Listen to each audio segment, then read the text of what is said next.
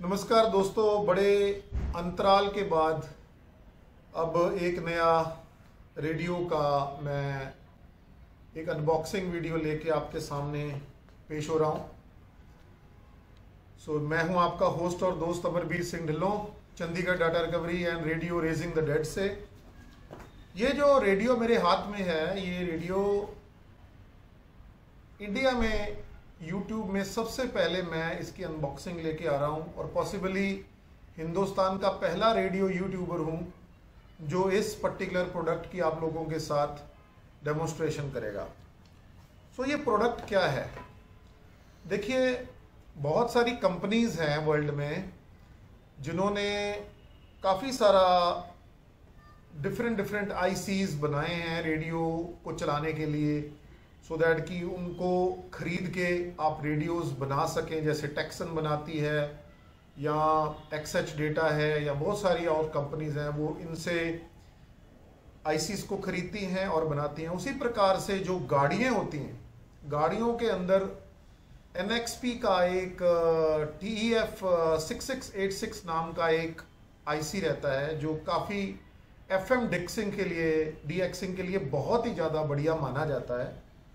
तो कुछ बंदों ने 2-3 साल के इस अंतराल में काफ़ी सारे प्रोजेक्ट्स लॉन्च किए ओपन सोर्स के, और मतलब इंटरनेट के ऊपर, यूट्यूब के ऊपर इसके बहुत चाइनीज़ रेडियोस की अवेलेबिलिटी है।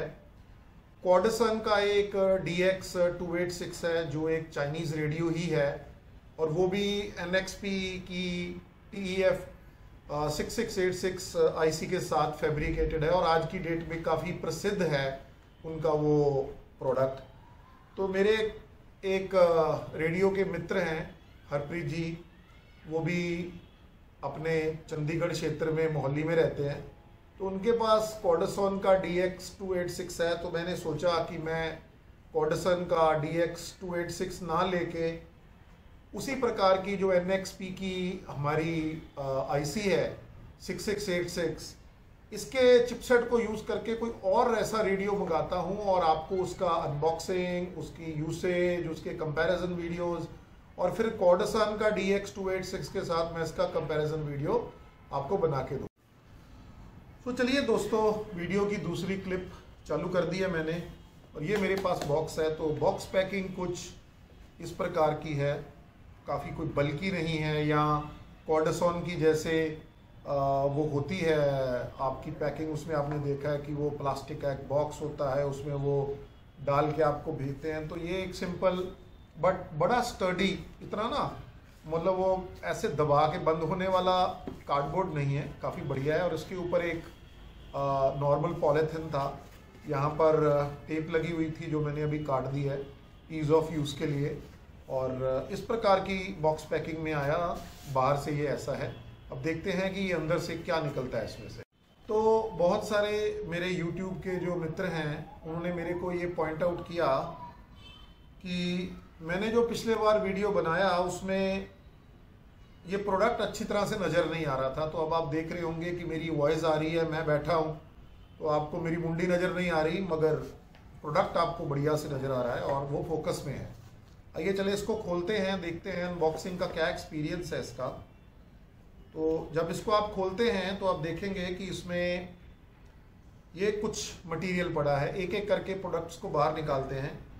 सबसे पहले ये एक बैग आता है।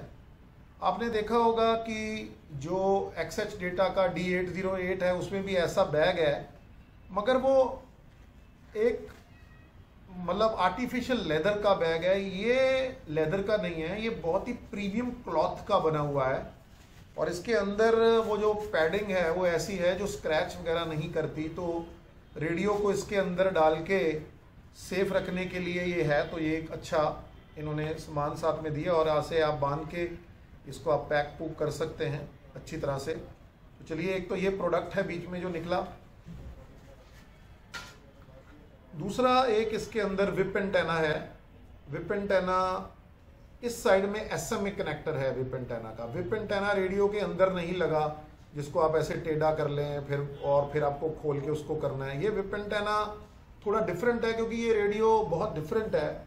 इस रेडियो के अंदर क्या सीन है कि ये रेडियो एक एक्सटर्नल एंटेना को अपने अंदर इनकॉर्पोरेट करके बड़ी अच्छी रिसेप्शन देने के लिए बनाया गया है और यही एक वजह है कि इसके अंदर एक एक्सटर्नल एंटेना का प्रोविजन है और एक जो एंटेना उन्होंने साथ दिया है वो विप एंटेना है। और विप एंटेना को मैं आपको खोल के दिखाता हूँ। मैं इसकी मेजरमेंट तो नहीं कर रहा मगर ये कितना बड़ा है, मगर इतना बड़ा विप एंटेना तो ये है। और विप एंटेना का यहाँ पर SMA का मेल कनेक्टर है, तो ये रेडियो के फीमेल कनेक्टर में जाके ऐसे ट्विस्ट होके लग जाता है। तो ये एक विप एंटेना साथ में आया है। विप एंटेना की अगर आप क्वालिटी मेरे से पूछें इस प्रोडक्ट की, तो मैं कहूँगा कि ये एक एवरेज से थोड़ा ऊपर है मगर बहुत हाई क्वालिटी का नहीं है। मुझे टेक्सन का जो रेडियो रहता है उसका मुझे विप एंटेना का क्वालिटी बहुत अच्छा लगता है। सो ये एक विप एंटेना साथ में आया है।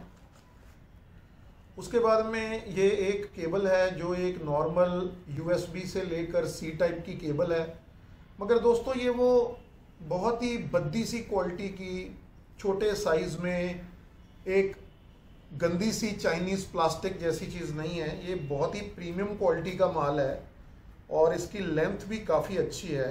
ये देखिए, और ये सारी कपड़े की इसमें ऊपर कवर लगा हुआ और इसकी बिल्ड क्वालिटी बड़ी सॉलिड है। ये देखो, तो ये बहुत ही बढ़िया मेरे को इसकी वायर लगी जो इसमें USB-C टाइप चार्जिंग है। तो चार्जिंग इसमें दोस्तों USB-C टाइप होती है। तो अब आ जाते हैं इस रेडियो के ऊपर। तो रेडियो एक और प्रोटेक्टिव कवर में इस प्रकार से डला है। इसमें आप अगर चेक करें तो कोई यूज़र की मैनुअल नहीं आई है दोस्तों, यूज़र मैनुअल नहीं है। मेरे को ये बंद करने दीजिए।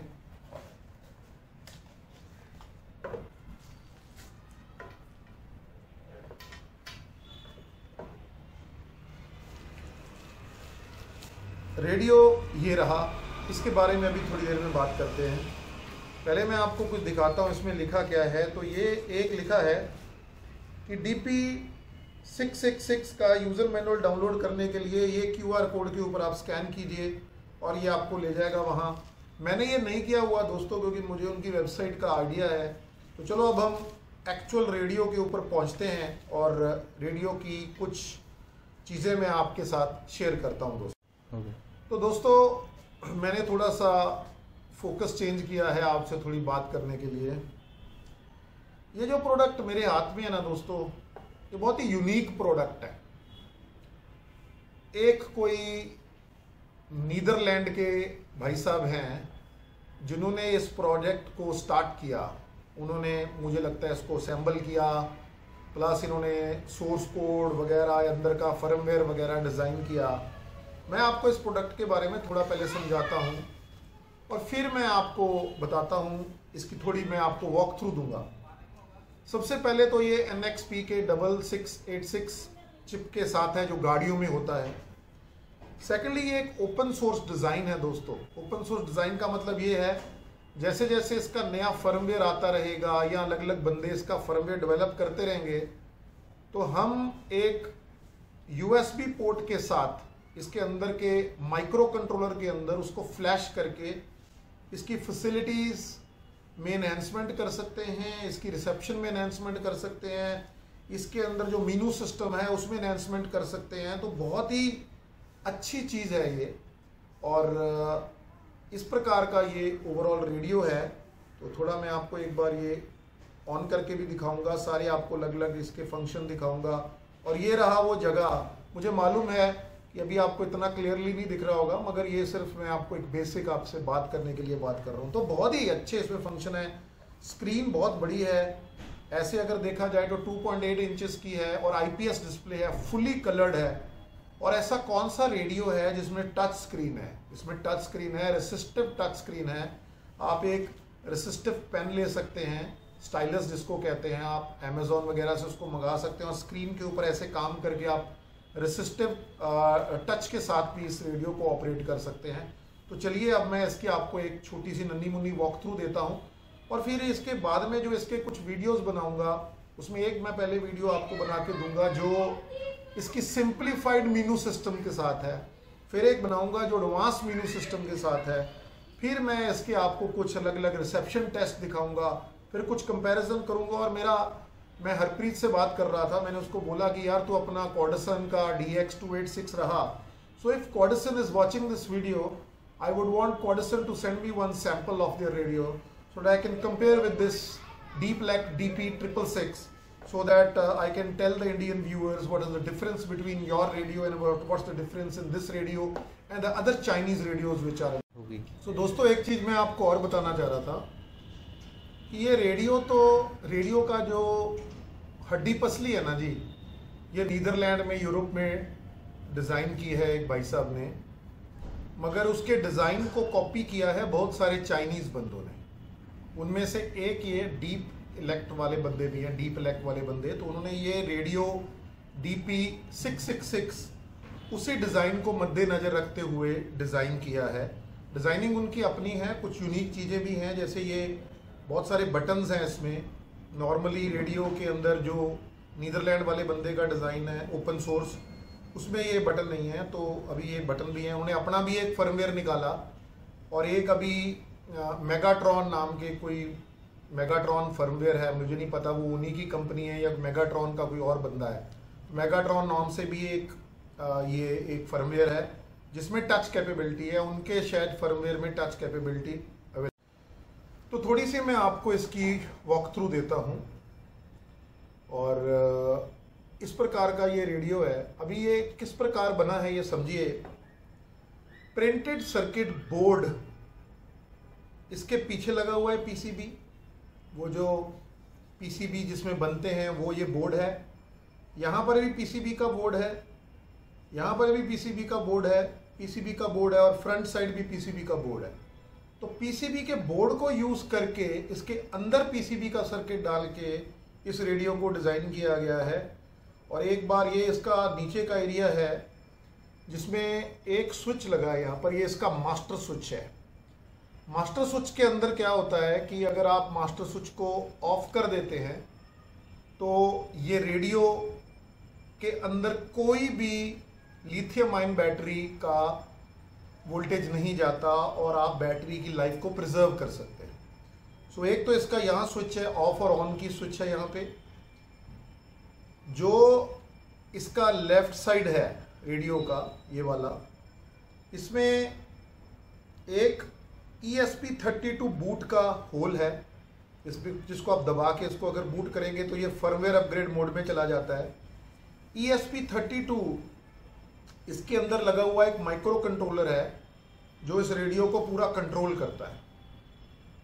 उसके नीचे एक और 3.5 mm का फीमेल जैक है जो हेडफोन आउट आपको देगा, और नीचे एक लाइट लगी हुई है जिसमें लिखा हुआ है DC in 5 वोल्ट। यहाँ पे ये जो लाइट है ये नॉर्मली वाइट से कलर की जलती है, मगर जब इसको आप चार्ज करते हैं तो ये रेड कलर की रहती है और जब चार्ज हो जाता है तो ये ग्रीन कलर की हो जाती है। और ये 5 वोल्ट DC इन है। यहाँ इसके नीचे ये वो C टाइप USB का पोर्ट है। तो इस साइड में बस इतना ही है। रेडियो की दूसरी साइड में तीन चीज़ें लगी हुई हैं। एक तो रोटेटरी नॉब है ये वॉल्यूम का, जो एक जगह से लेकर एंड तक जाता है, कॉन्टिन्यूसली नहीं घूमता है, तो उसका स्टार्टिंग एंड एंडिंग पॉइंट है, तो उसको आप एडजस्ट कर सकते हैं। बड़ा स्मूथ है, बहुत ही स्मूथ लगता है मुझे इसको ड्राइव करना। और दूसरा ये जो रोटेटरी स्विच है ये click click click click click click जैसे डीएसपी रेडियोस करते हैं उस प्रकार का है। प्लस इसको एक बार अगर आप दबाते हैं तो एक स्विच का काम भी ये करता है। और बीच में स्क्विल्च सेटिंग के लिए एक रोटेटरी नॉब है, अगर आप रेडियो का स्क्विल्च सेट करते हैं। स्क्विल्च क्या होता है उसके बाद में बात करेंगे। तो रेडियो का जो आगे का एरिया है उसमें यहाँ पर एक स्पीकर है, और जब मैं आपके साथ कुछ फोटोग्राफ्स शेयर करूँगा कि इसके अंदर जो रेडियो है, जो सर्किट है सॉरी, वो कैसा है, स्पीकर का मॉड्यूल अलग है, ये मॉड्यूल एक तार के साथ उसके साथ कनेक्ट होता है, उसी प्रकार से अंदर की बैटरी है। और बैटरी दोस्तों इसके अंदर 5000 mAh की बैटरी है। बहुत बढ़िया बैकअप है इस रेडियो का, आम रेडियो से बहुत अच्छा बैकअप देता है ये। स्पेशली अगर आप इसकी स्क्रीन को ऑफ कर दें, इसका टाइमर लगा दें स्क्रीन ऑफ का, तो ये इसका स्पीकर है। इसकी जो साउंड है वो मैं ये कहूँगा कि ठीक है, कभी कभी बेसी भी लगती है और काफ़ी रिच इंस्ट्रूमेंट का साउंड आता है अगर इनपुट आरएफ सिग्नल, जो रेडियो का सिग्नल है, वो बहुत अच्छा हो। तो ये इसका फ्रंट साइड है, ये इसका ऑन ऑफ स्विच है। जब आप नया इसको लेंगे, ऑन ऑफ स्विच को दबाएंगे तो आपको ऐसे लगेगा ये ऑन नहीं हो रहा। सो सबसे पहले आपको ये जो स्विच है इसको ऑन पोजीशन पे करना पड़ेगा, और फिर दोस्तों ये रेड बटन को दबाना है। जैसे ही आप ये करते हैं, आप देखिए इसकी स्क्रीन ऑन होती है और रेडियो, ये देखो ये रेडियो की स्क्रीन ऑन हो गई है, ब्लिंकिंग सी कर रही है यहाँ पे, मगर ये एक कलर्ड स्क्रीन है दोस्तों, ये देखो। तो चलिए इसको मैं एक बार बंद कर देता हूँ दोबारा। 3 मेन बटन है इसके, उसमें लिखा हुआ है बैंडविड्थ, मोड और बैंड।